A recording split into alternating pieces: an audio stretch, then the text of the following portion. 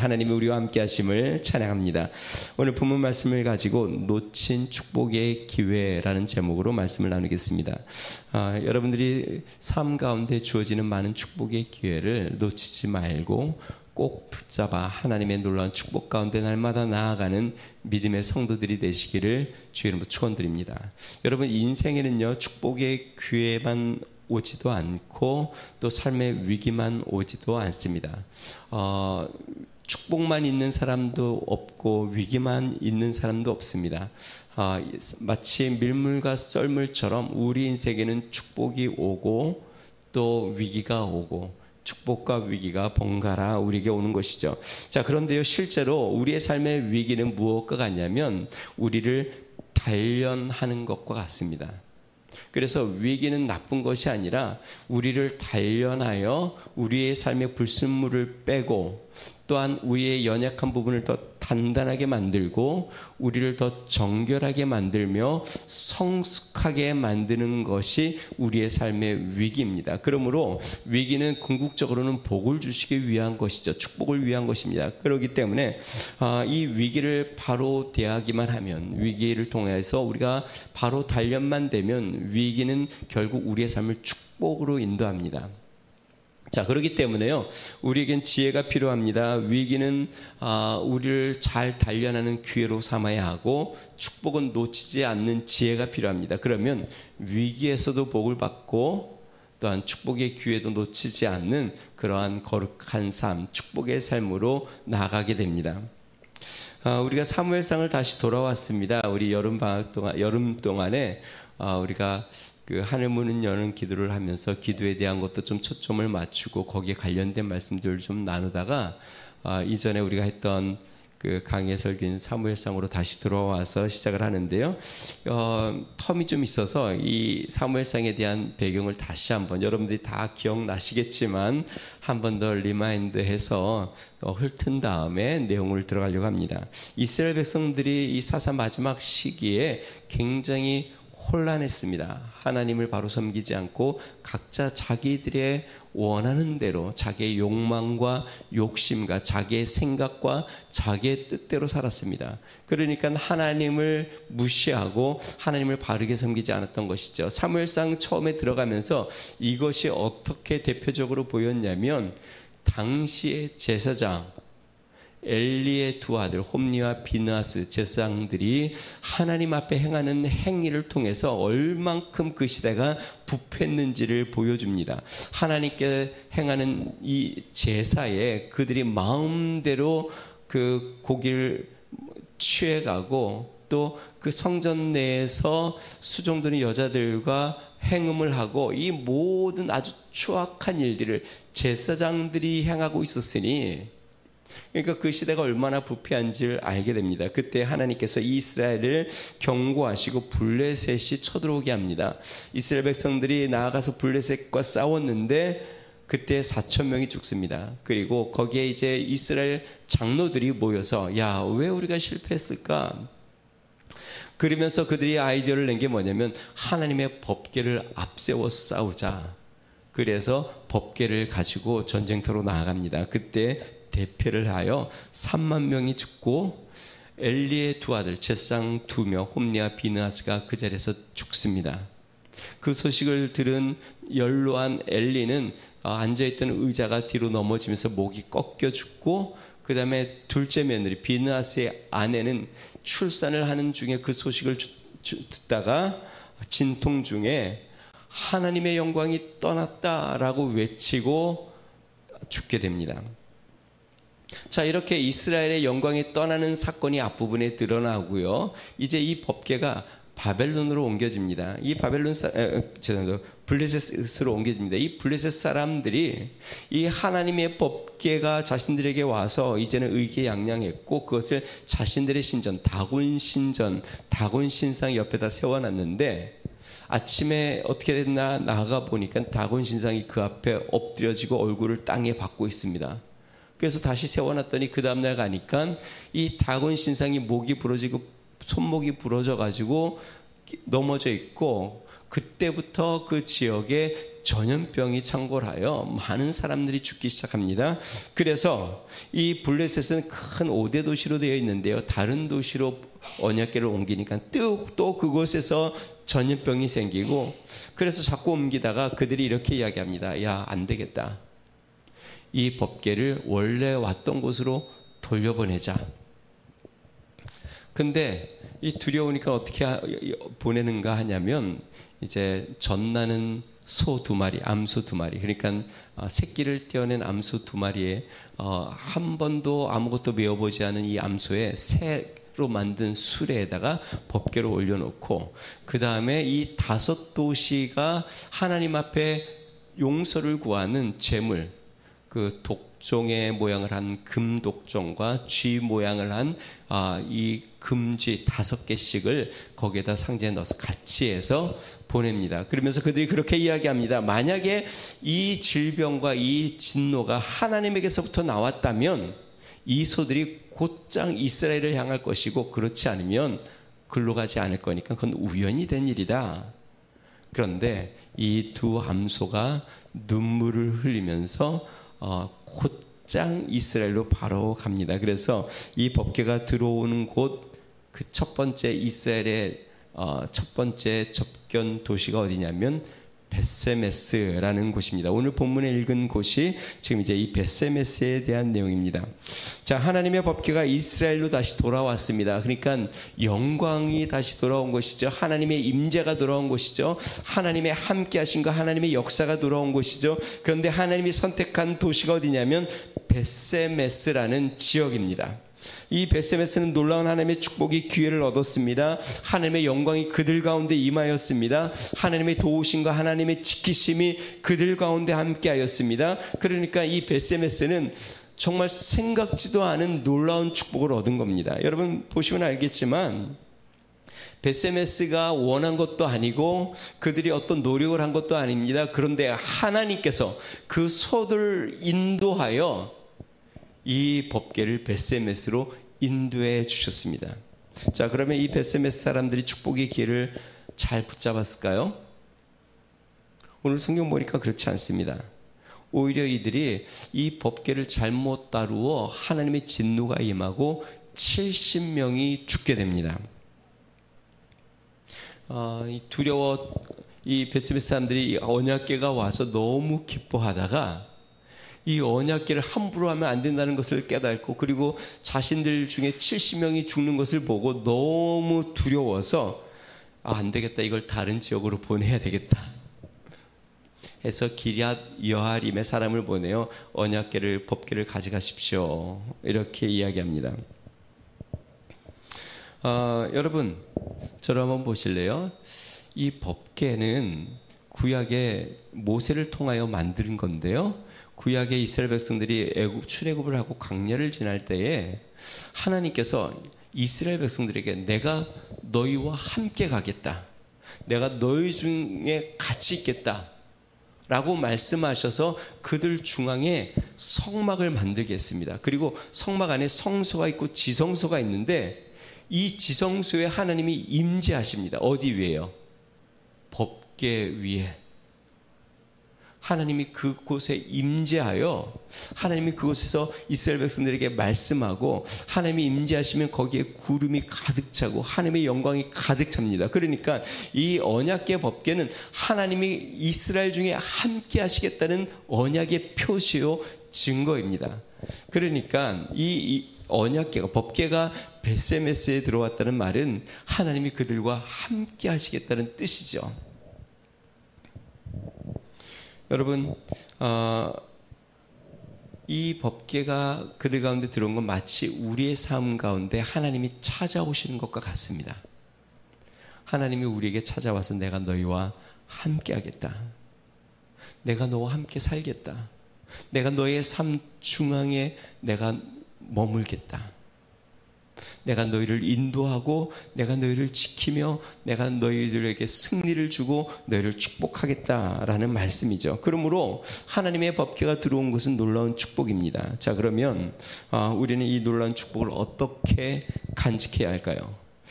베스메스 사람들은 그들의 찾아온 축복을 놓쳤는데요. 우리는 우리에게 찾아오신 주님, 우리 안에 들어오신 하나님의 거룩한 법궤, 우리 안에 오신 우리 주님, 이 주님을 우리는 어떻게 모셔야 하는지 오늘 본문 말씀 통해서 우리가 두 가지를 살펴봅니다. 첫 번째는요, 경외함으로 우리 주님을 모셔야 합니다. 베스메스 사람들에게 하나님의 법궤가 온 때는 추수 때였습니다. 13절에 보니까 이렇게 기록되어 있습니다. 6장 13절에 보니까요, 베스메스 사람들이 골짜기에서 밀을 베다가 눈을 들어 궤를 보고 그 본 것을 기뻐하더니. 밀을 베다가, 그러니까 추수 때였습니다. 추수를 막 하다가 눈을 들어 보니까 소 2마리가 수레를 끌고 오는데 보니까 거기에 하나님의 법궤가 있는 겁니다.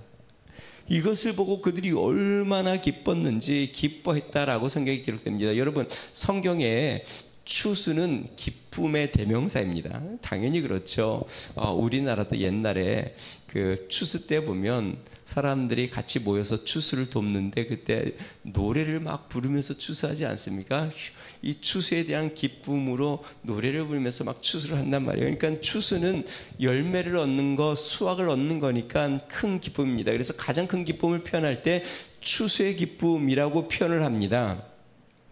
자, 그런데요, 오늘 성경 말씀에 이 베스메스 사람들이 추수를 하다가 언약궤를 보고 기뻐했다. 그러니까 추수의 기쁨은 비교할 수 없는 큰 기쁨이 그들의 삶 가운데 찾아온 것이죠.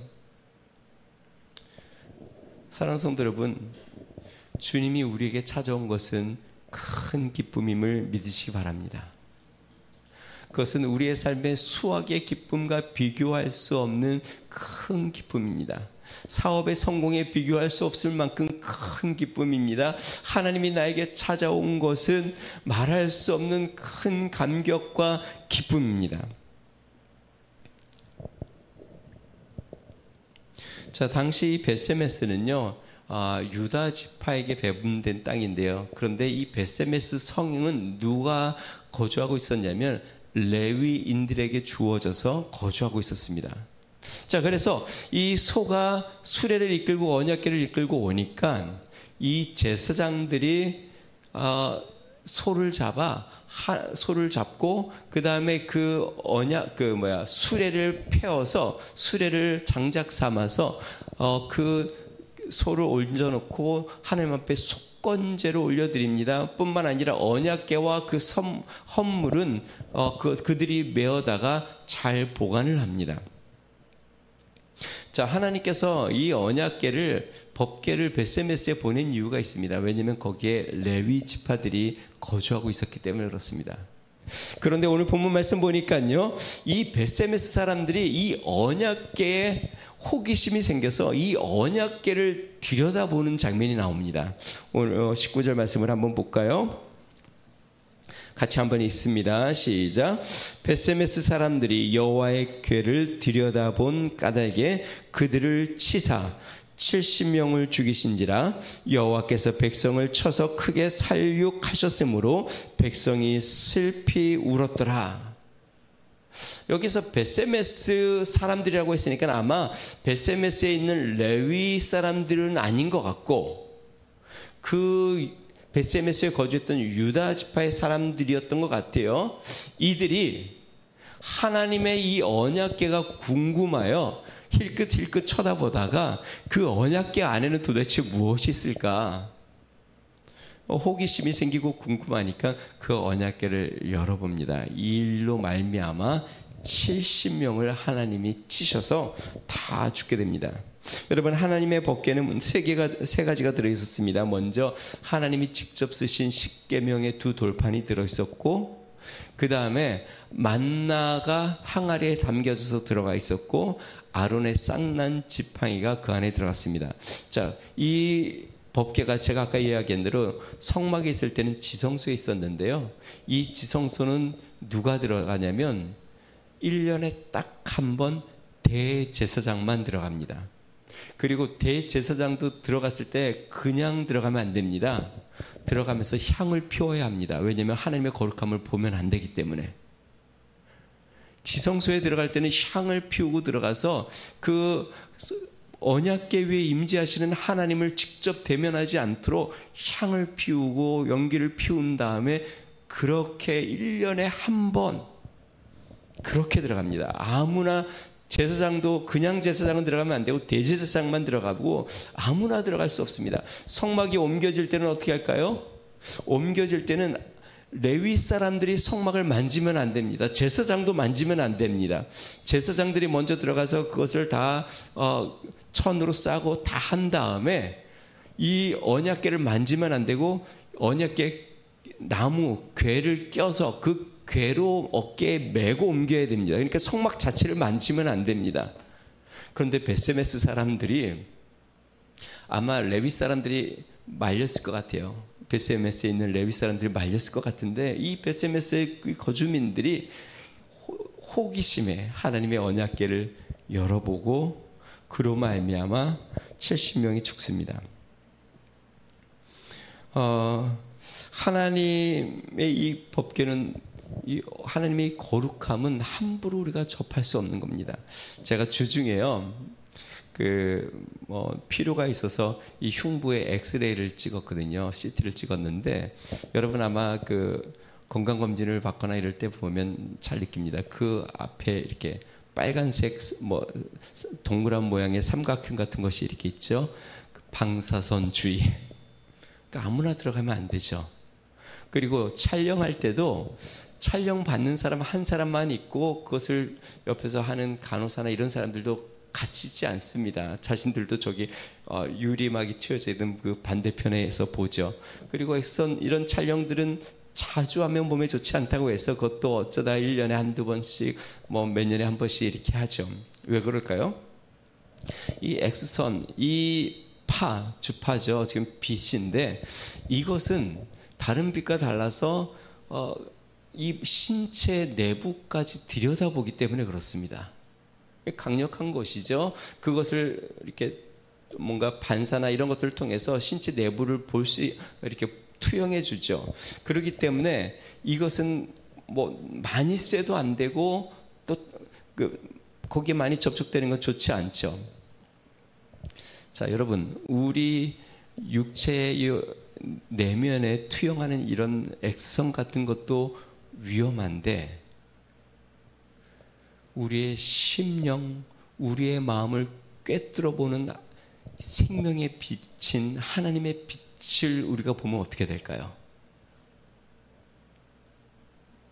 하나님의 빛을 직접 우리가 보았다고 치면 하나님의 형상이 아니라 하나님의 빛 자체를 직접 하나님에게서 나오는 그 영광의 빛을 보면 어떻게 될까요? 사도 베드로가 다메섹에서 예수 믿는 사람들 잡으러 가다가 정오보다 더 밝은 빛, 정오 12시쯤이었는데 하나님의 빛이 비치는데 이 태양빛보다 더 밝은 빛이 자신에게 보여지기 시작했습니다. 이게 하나님의 영광이 임한 것이죠. 결과가 어떻게 됐을까요? 바울이 한동안 눈을 멉니다. 하나님의 영광을 보면 그 거룩함 앞에 살아남을 사람이 없습니다. 그래서 구약 성경에 보면 많은 사람들이 하나님을 직접 만나지 않고 하나님의 천사를 만나거나 하나님의 음성을 듣고도 뭐라고 이야기하냐면 죽게 되었다. 야, 하나님을 만났으니 내가 이제 죽게 되었다라고 두려워했습니다. 왜냐하면 하나님의 영광의 빛은 우리의 죄 가운데 있는 우리에게 비춰지는 순간 우리가 감당할 수 없는 거룩한 아주 지극히 거룩한 빛이기에 우리의 연약한 몸으로 우리의 이 연약한 심령으로는 하나님을 그대로 받아들일 수 없습니다. 자, 그래서 구약에 보면은요, 하나님께서 모세를 부를 때에 이렇게 이야기합니다. 호렙산, 신의 산으로 모세를 부를 때에 너가 올라오고 내가 그 가운데 임재할 텐데 이스라엘 백성들에게 주의를 주어라. 아무도 산 가까이에 접근하지 못하게 해라. 왜냐하면 내가 그들을 충돌할까 하노라. 그러니까 그들이 나의 이 거룩한 빛에 다 죽을 수 있으니까 아무도 이 산에는 가까이 오지 마라. 하나님의 임재가 임하는 이곳에는 누구도 가까이 오면 안 된다. 근데 모세는 하나님과 친구처럼 거룩하게 동행하여서 모세는 하나님을 대면했는데요. 모세가 40일 동안 하나님을 대면하고 내려오니까 그 이스라엘 백성들이 뭐라고 하는지 아세요? 제발 그 얼굴 좀 가리십시오. 얼굴에 그 빛이 도저히 눈이 부셔서 못 보겠습니다. 그래서 모세가 수건으로 얼굴을 한동안 가렸습니다. 하나님의 영광의 빛을 경험하고 나니까. 자, 이렇게 하나님은 지극히 거룩하시고 아주 생명에 비치고 모든 것을 꿰뚫어 보시는 능력의 빛이신데, 지금 이 베스메스 사람들이 이 언약궤를 경솔하게 자신의 호기심으로 들춰보는 바람에 하나님이 그들과 충돌하여 그들을 죽인 것이죠. 자, 이렇게 이 두려움이 생긴 이후로 베스메스 사람들이 이렇게 이야기합니다. 20절 말씀 같이 한번 읽어보겠습니다. 시작. 베스메스 사람들이 이르되 이 거룩하신 하나님 여호와 앞에 누가 능히 서리요 그를 우리에게서 누구에게로 올라가시게 할까 하고. 그러니까 이 베스메스 사람들이 이 하나님의 언약궤를, 법궤를 가볍게 생각했다가 하나님의 이 거룩하심을 한번 경험하고 나서 이제는 두려워지기 시작했습니다. 이 거룩하신 하나님 앞에 누가 감히 설 수 있을까? 야, 이러다가 우리 다 죽는 거 아닌가? 세번역 성경 20절을 이렇게 적어놨습니다. 베스메스 사람들이 말하였다. 이렇게 거룩하신 주 하나님을 누가 감히 모실 수 있겠는가? 그래서 그들이 이 하나님의 법궤를 다른 기럇 여아림으로 다른 곳으로 옮겨가게 합니다. 성도 여러분, 우리 안에 그 영광의 주님을 모셨음을 믿으시기 바랍니다. 그 영광의 주님은 우리의 호기심의 대상이나 우리 인간의 그냥 얕은 만족의 대상이 아닙니다. 우리 안에 계신 주님은 우리가 거룩하게 섬겨야 할 분임을 믿으시기 바랍니다. 이거와 비슷한 장면들이 아담과 하와에게 나옵니다. 하나님께서 아담과 하와에게 축복하셨습니다. 에덴 동산의 모든 축복을 다 갖춘 다음에 거기에서 축복을 누리도록 했습니다. 딱 한 가지. 선악을 알게 하는 나무는 먹지 마라. 그것을 먹는 날에는 정령 죽으리라. 근데 이 아담과 하와가 모든 에덴 동산의 실과들을 막 먹다가 하나님이 먹지 말라고 하니까 자꾸 신경이 쓰여요. 호기심이 생겨요. 야, 저거는 왜 먹지 말라고 했을까? 도대체 저거는 왜 먹지 말라고 했을까? 그때 사단이 그의 마음속에 속삭입니다. 저거를 먹으면 눈이 밝아져 하나님처럼 되기 때문에 하나님이 그렇게 이야기한 거야. 그리고 다시 봤더니 이 선악과가 정말 먹음직도스럽고 보암직도스럽고 지혜롭게 할 만큼 탐스러워 보였습니다. 결국 하나님의 말씀을 가볍게 여기고 그것을 따먹으로 죄가 그들에게 들어와서 에덴 동산에서 쫓겨나 온 인류에 죄가 들어옵니다. 보통 모든 죄들은요, 처음에는 죄처럼 잘 보이지 않습니다. 처음에는 호기심처럼 출발합니다. 보통 이제 우리 여자들도 요즘은 많이 그렇지만 그 남자아이들이 이렇게 조금씩 크면 호기심에 담배를 한번 이렇게 물어봅니다. 그러다가 이게 괜찮게 보이는 것 같고 또 다른 사람이 보면 야, 멋있어 보이는 것 같고 이러면 또 피고 또 한 번 더 펴보고 이러다 보면 이제 담배에 인이 배기는 거죠. 근데 담배만 그러겠습니까?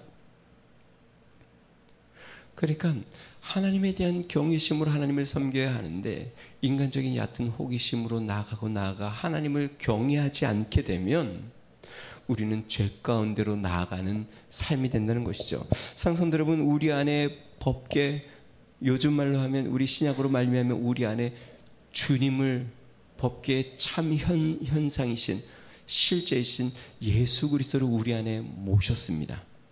아멘인가요? 우리 안에 예수 그리스도를 모셨어요. 그러므로 우리는 이 예수 그리스도를 경외함으로 섬기는 자가 되어야 합니다. 우리 주님을 믿음으로 섬기는 믿음의 성도들 되기를 주의 이름으로 축원드립니다. 주님의 빛이 우리를 밝히고 그 빛 가운데 나가는 믿음의 삶이 되기를 주의 이름으로 축원드립니다. 자, 두 번째 우리가 받아야 될 교훈은 무엇이냐면 실수의 아픔이 있어도 하나님의 은혜를 다시 붙잡아야 합니다. 다시 한번요. 실수의 아픔이 있어도 하나님의 은혜를 다시 붙잡아야 합니다. 베스메스 사람들이 기쁨에 흥분하여 그들이 본분을 망각했습니다. 축복의 기회가 오히려 그들에게 고통으로 다가왔습니다. 자, 그런데 이 베세메스 사람들이 실수한 것은 이것만이 아닙니다. 그들이 언약궤를 들여다본 것도 가장 그들에게 실수지만 이거보다 더 아픈, 마음이 아픈 실수는 무엇이냐면 이 일로 하나님의 축복의 법궤를 다른 지역으로 보냈다는 것이에요.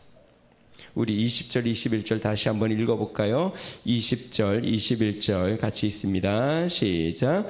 베세메스 사람들이 이르되 이 거룩하신 하나님 여호와 앞에 누가 능히 서리요 그를 우리에게서 누구에게로 올라가시게 할까 하고 전령들을 기럇 여아림 주민에게 보내어 이르되 블레셋 사람들이 여호와의 궤를 도로 가져왔으니 너희는 내려와서 그것을 너희에게로 옮겨가라.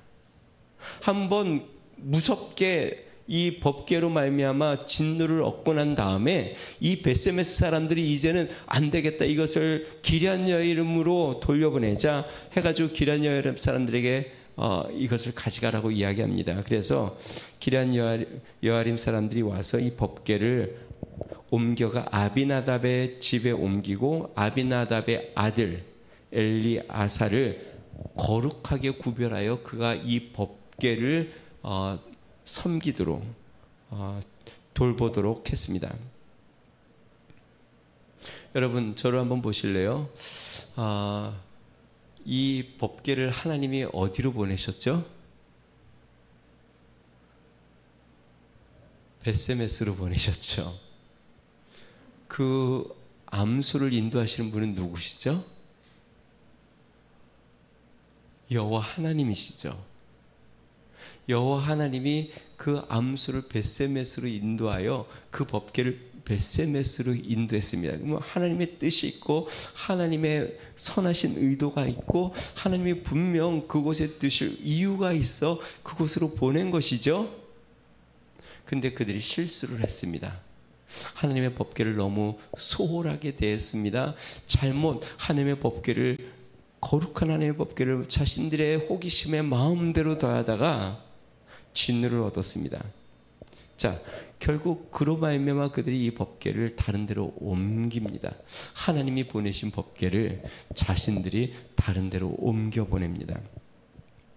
자, 훗날에요, 하나님의 법궤가 오벳 에돔의 집에서 한 석 달 정도 머무는데요, 성경은 이렇게 기록합니다. 사무엘하 6장 12절에 보니까요, 어떤 사람이 다윗 왕에게 이르되 아뢰어 이르되 여호와께서 하나님의 궤로 말미암아 오벳 에돔의 집과 그의 모든 소유에 복을 주셨다 한지라 다윗이 가서 하나님의 궤를 기쁨으로 메고 오벳 에돔의 집에서 다윗 성으로 올라갈세. 다시 이야기하면 법궤가 문제가 있었던 게 아닙니다. 법궤는 분명히 그 법궤를 바로 섬길 때에 오벳에돔의 집과 그들의 모든 것을 하나님이 축복해 주셨다고 말씀했습니다. 그러니까 우리 안에 계신 주님은 우리가 바로 섬기고 바로 주님을 우리가 의지하고 주님 앞에 바로 주님 앞에 나아가면 그 주님은 우리의 삶을 복 주시고 우리를 축복하기 위하여, 우리를 지키시고 돌보시기 위하여 우리 가운데 오신 것입니다. 그러나 우리 안에 계신 그 주님을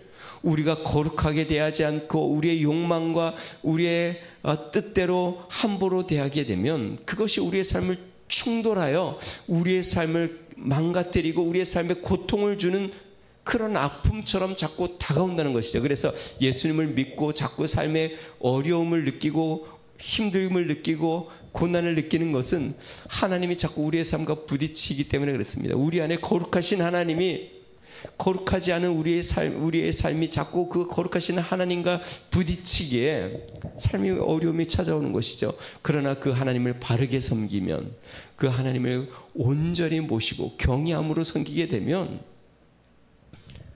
그 하나님은 우리에게 복 주시는 분임을 성경은 이야기하고 있습니다.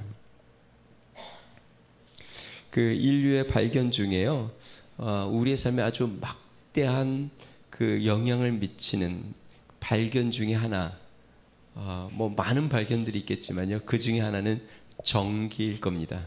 지금 우리 이 예배 공간에도요, 조명, 선풍기, 에어컨, 마이크 시스템, 앰프 다 지금 전기가 흐르기 때문에 지금 우리가 이 공간에서 예배를 드리죠. 오늘 아침에 이 TV 화면을 우리 다운 형제가 켰고 그다음에 잠깐 나갔다가 왔는데 와 보니까 꺼졌어요.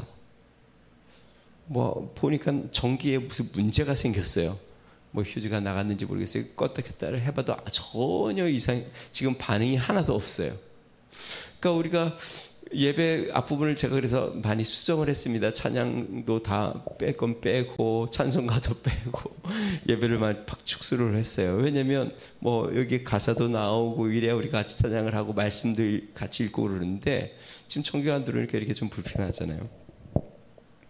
자, 그러니까 전기는 우리가 잘 사용하면 얼마나 효과적이고 우리의 삶에 유용한지 모릅니다. 그런데 이 전기를 잘못 사용하면 이 전기는 감전이 되고 또 전기가 폭발도 하고 불을 일으키기도 합니다. 요즘 뭐 이슈가 많이 되는 전기 자동차.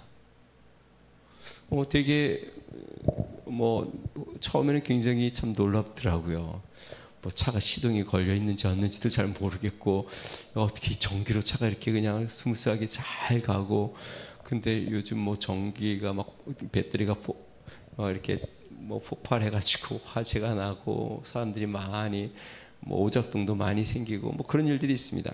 이전에 제가 이제 우리 교회 밑에 카페를 막 시작하려고 할 때, 조명을 막 하고 할 때 제가 유튜브를 막 찾아서 어떻게 이 전기를 해야 되는지, 제 전문가는 아니니까 그걸 보면서 조명 시설을, 전기 시설을 막 하다가 몇 번 감전이 됐거든요. 그래가지고 막 펑 가가지고 막 깜짝 몇 번 놀래고. 자, 그렇다고 해서 전기를 이제부터는 전기 없이 살아야지 하고 산속으로 들어가지는 않습니다. 다시 바르게 사용하면 이 전기는 유용한 것이죠. 여러분, 우리 안에 계신 주님은 어떤 분일까요? 저는 이 설교를 준비하다가 이런 생각이 들었어요. 우리 안에 계신 주님은 우리 영혼의 전기와 같구나. 우리의 영혼을 밝히시는 빛이 우리 주님입니다. 우리 영혼의 생명력을 불어넣는 분이 주님이십니다. 우리의 영혼을 살아 움직이게 하시는 분이 우리 주님이십니다. 우리의 가슴을 뛰게 하시는 분이 우리 주님이십니다. 우리의 마음에 위로를 주고 평안을 주시는 분이 우리 주님이십니다. 마치 이러한 전자제품들이 전기가 흐르지 않으면 죽은 것처럼 우리 안에 있는 영혼은 영적인 전기인 생명력인 주님이 우리 안에 이 생명력을 불어넣지 않으면 우리의 영혼은 죽은 것과 같은 것이죠. 그렇기 때문에 우리는 이 영혼의 생명력인 주님을 다시 붙잡아야 합니다. 혹시 실수하였다 할지라도, 그 실수함으로 우리의 삶에 고난이 찾아왔다 할지라도, 그렇다고 해서 이제 내가 주님을 더 이상 못 섬기겠다, 나는 내 안에 주님을 모시지 못하겠다, 내가 이 거룩하신 주님을 어떻게 모셔, 죄 많은 내가, 이제 이러다가 내가 죽는 거 아니야. 그게 아니라 내가 실수하고 넘어지고 연약하여 고난을 받는다 해도 이제는 내가 다시 한번 주님 앞에 주님을 거룩하게 섬겨 나의 생명의 주님이신 그 주님과 더불어 살고 주의 은혜 가운데 나아가기로 결심하며 주님을 거룩히 모시는 믿음으로 나아가야 합니다. 베드로는 하나님의 축복을 받아 주님과 동행하였습니다. 그런데 예수님을 3번이나 부인하는 큰 실수를 범하죠. 자신에게 크게 실망한 베드로가 나는 다시 이전의 삶으로 간다 하고 물고기 잡으러 갑니다. 그때 부활하신 예수님이 베드로에게 물가에서 부르죠. 얘들아, 너에게 고기가 있느냐? 우리가 밤새 잡았지만 잡은 게 하나도 없습니다. 그러니까 예수님이 이야기합니다. 그물을 배 오른편에 던져라. 그 그물이 찢어질 만큼 많이 잡았어요. 그때 옆에 있던 요한이 주시다 이야기를 듣고 베드로가 겉옷을 벗어던지고 헤엄쳐서 이 강가로 예수님께로 옵니다. 예수님이 이미 이들을 위해서 생선을 구워놓고 준비하고 계셨다가 그들에게 음식을 주시고 먹은 다음에 이렇게 이야기합니다. 요한의 아들 시몬아, 베드로죠? 너가 나를 사랑하느냐? 요한의 아들 시몬아, 내가 나를 사랑하느냐? 요한의 아들 시몬아, 내가 나를 사랑하느냐? 3번 베드로에게 반복해서 물으면서 내 양을 치라, 내 양을 먹이라 말씀하십니다. 성도 여러분, 우리가 이 신앙의 여정을 가면서 많이 넘어집니다. 그리고 하나님 앞에 실수도 많이 합니다. 저도 그런 것 같아요. 목회를 하면서 하나님 앞에 많이 실수도 하고 넘어지고 그렇다고 해서 우리가 하나님을 멀리하면 안 됩니다. 이 거룩하신 하나님을 내가 어떻게 모실 수 있나? 우리가 겸손하게 겸허하게 하나님을 경외하며 모시면 그 하나님은 우리의 삶을 지켜주십니다. 우리를 축복해 주십니다. 우리의 삶 가운데 인도하십니다. 주의 은혜가 넘쳐나게 하십니다. 우리가 다시 한번 이 주님을 바라보고 베스메스 사람들이 했던 이 하나님을 경외하지 못함으로 그들이 두려움을 느꼈던 것처럼 우리는 하나님을 경외하며 하나님을 섬기고 또 실수하고 넘어졌다 할지라도 다시 주님을 붙잡고 주님 앞에 일어나 주님을 굳게 의지하며 나아가는 믿음의 성도가 되도록 하나님 앞에 간구해야 되겠습니다. 우리 이 시간에 같이 한번 기도하겠습니다.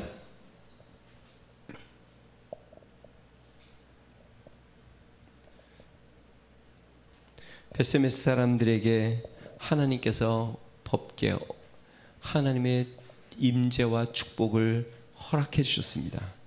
그들에게 놀라운 축복을 주셨는데 그들이 잘못되었고 또 그거로 말미암아 하나님의 법궤를 멀리하였습니다. 안타까운 일입니다. 성도 여러분, 우리는 정말 그 무엇과 비교할 수 없는 거룩하신 하나님이 우리 안에 들어오셨습니다.